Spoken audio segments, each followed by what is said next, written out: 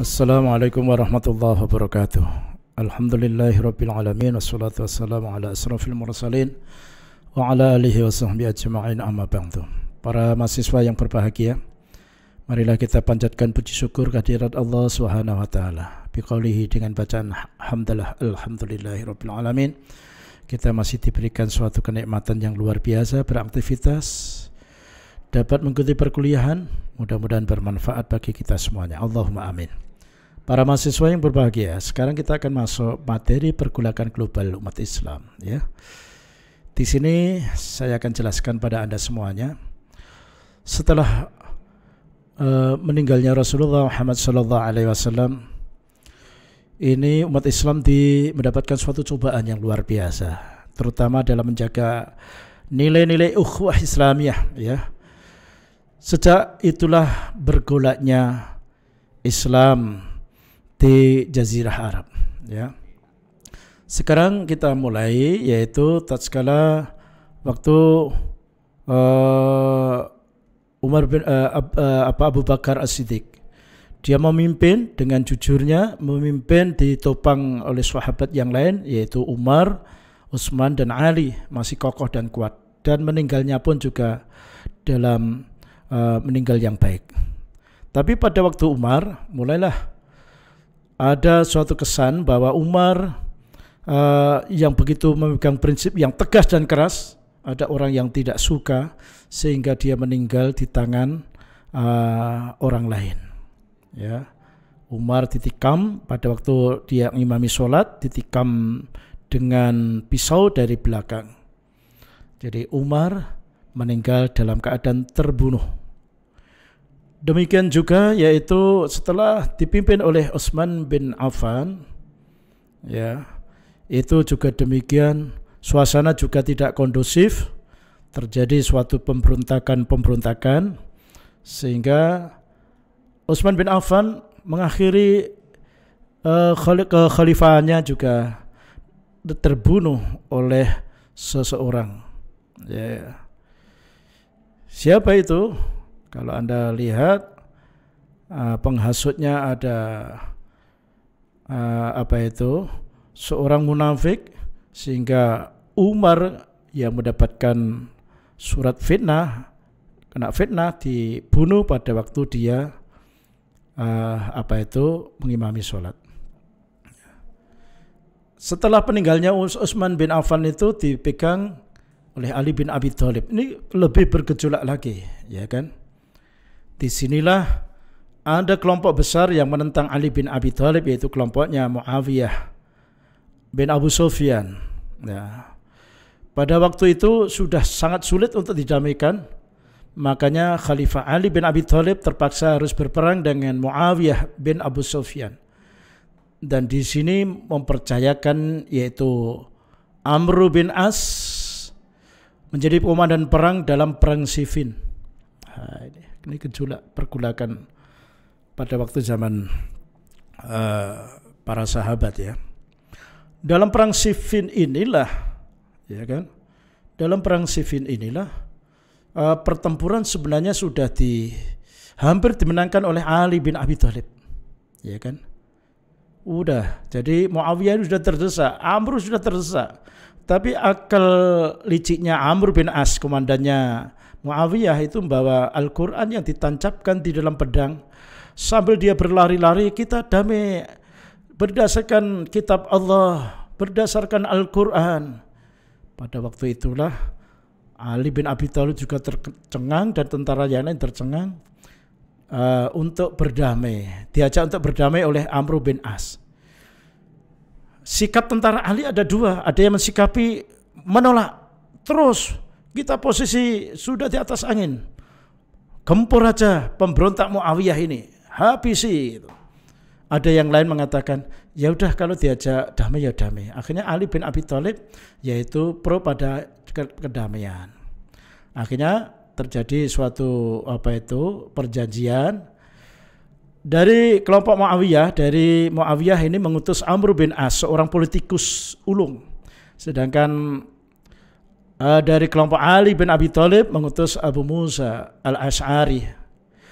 Karena Abu Musa al-Asy'ari ini adalah seorang ulama jujur, yaitu berdialog dengan Amr bin As. Pada waktu itu kesepakatannya adalah sama-sama menurunkan dari jabatan khalifah. Gitu ya. Udah oke. Akhirnya akan dirembuk lagi, yaitu siapa yang cocok untuk memimpin umat Islam. Waktu itu maksudnya gitu. Akhirnya pada waktu itu Amru mengumumkan bahwa isi perdamaian perjanjian itu dipersilahkan Abu Musa al-Asy'ari untuk membacakannya. Akhirnya apa? Pada waktu itulah Abu Musa al-Asy'ari karena orang jujur dan seorang ulama, dia mengatakan demikian, saudara-saudara, dalam perjanjian tadi sudah diputuskan, kami wakil dari Ali bin Abi Thalib memutuskan untuk melengsarkan Ali bin Abi Thalib dari jabatan khalifah. Oke, isinya begitu, dan akan disepakati nanti akan diangkat khalifah yang baru lagi. Akhirnya setelah demikian Amru bicara di depan panggung, saudara-saudara, tadi kalau Abu Musa al-Asy'ari sudah menurunkan Ali bin Abi Thalib sebagai khalifah, saya sebagai wakil dari Muawiyah, karena Muawiyah bukan khalifah, saya angkat Muawiyah sebagai khalifah. Kontan pada waktu itu Abu Musa langsung mengatakan, anjing laknatullah, gitu ya. Akhirnya dibalas oleh Amr bin As, keledai memikul kitab, gitu. Jadi tidak damai lagi perang. Waktu itulah pecahlah pasukan Ali yang pertama Syiah yang masih setia kepada Ali secara fanatisme yang tinggi. Yang kedua adalah Khawarij yang keluar dari kelompok Ali. Dalam perjalanan Khawarij ini adalah orang yang selalu kecewa, gitu ya. Oke, saya lanjutkan. Lah, orang yang bukan kelompok Syiah dan kelompok Khawarij yang tadi yang dipelopori Abu Musa al-Asy'ari ini adalah disebut golongan Ahlus Sunnah wal Jamaah. Ahlus Sunnah wal Jamaah itu bukan Khawarij, bukan Syiah, dan Ahlus Sunnah wal Jamaah ini adalah memegang prinsip madhab, yaitu ada madhab Hanafi, madhab Maliki, madhab Syafi'i, dan madhab Hambali, gitu ya. Berikutnya sekarang kita pahamkan Ahlus Sunnah wal Jamaah ini adalah bisa disingkat aswaja, secara bahasa berasal dari kata ahlun yang artinya keluarga, golongan, dan pengikut. Ahlus Sunnah berarti orang-orang yang mengikuti sunnah perkataan, pemikiran, atau amal perbuatan Nabi Muhammad SAW.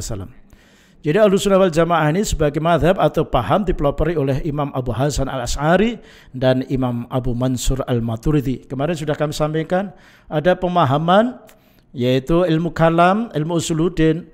Ternyata yaitu faham Ahlus Sunnah wal Jamaah mengambil sikap wasaton, tengah-tengah antara liberalis ya yang dipelopori oleh Mu'tazilah dan tradisional, yaitu dari kelompok Qadariyah, gitu ya kan. Lah ini dari faham Ahlus Sunnah wal Jamaah ini banyak konsep ilmu kalam dan konsep dalam pemahaman hukum. Oke. Sekarang Anda lihat di sini di Mekah itu kronologinya begini ya. Pada waktu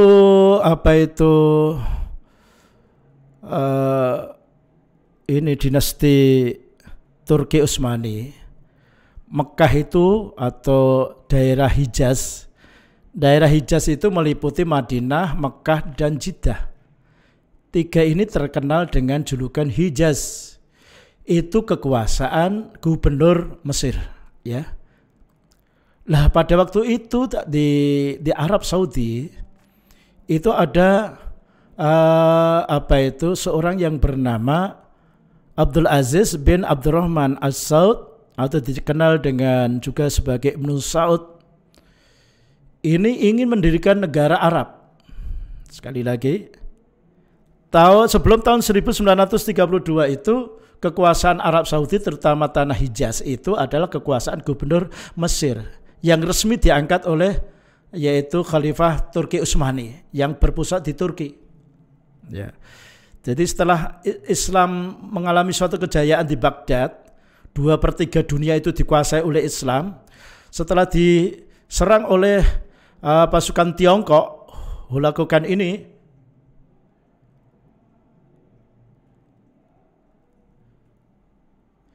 adalah ternyata pada waktu itu kelompok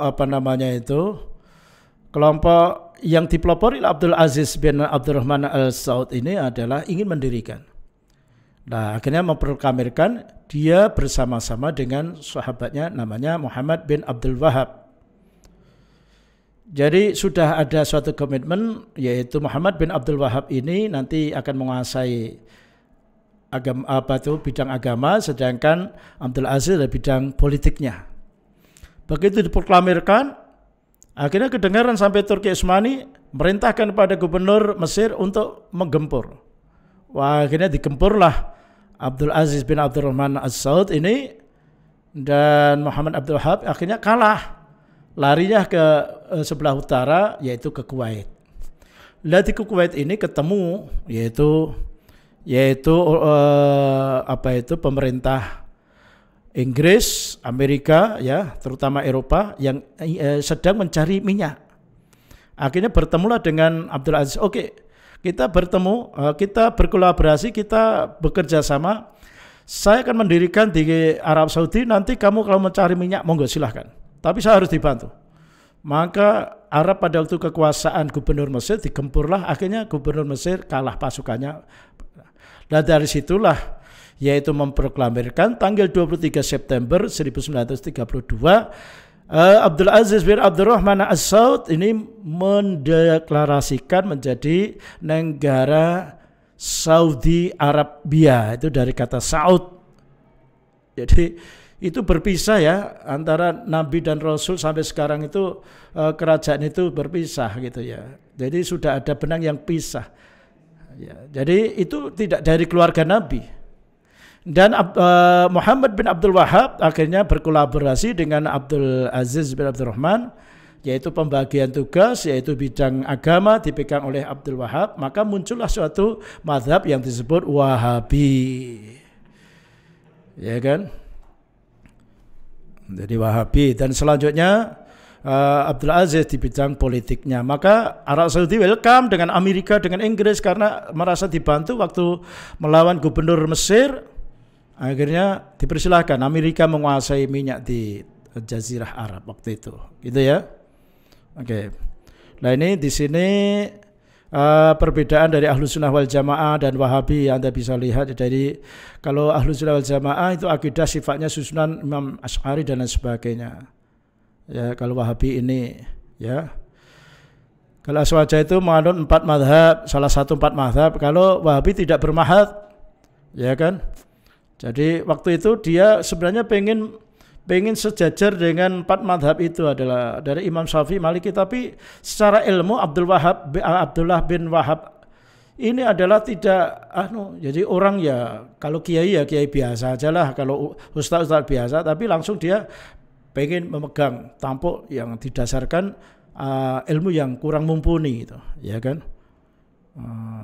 Terus yang selanjutnya di sini ada kata bid'ah hasanah. Bid'ah hasanah itu satu contohnya apa? Seperti zaman Rasul itu kalau menjalankan sholat tarawih itu hanya paling sampai hari ketiga ya. Tapi tatkala Umar bin Khattab ya, orang kok sholat tarawih sendiri-sendiri, akhirnya ya daripada sendiri yuk kita jamaah ya, jumlahnya 20 dilakukan 23 ya.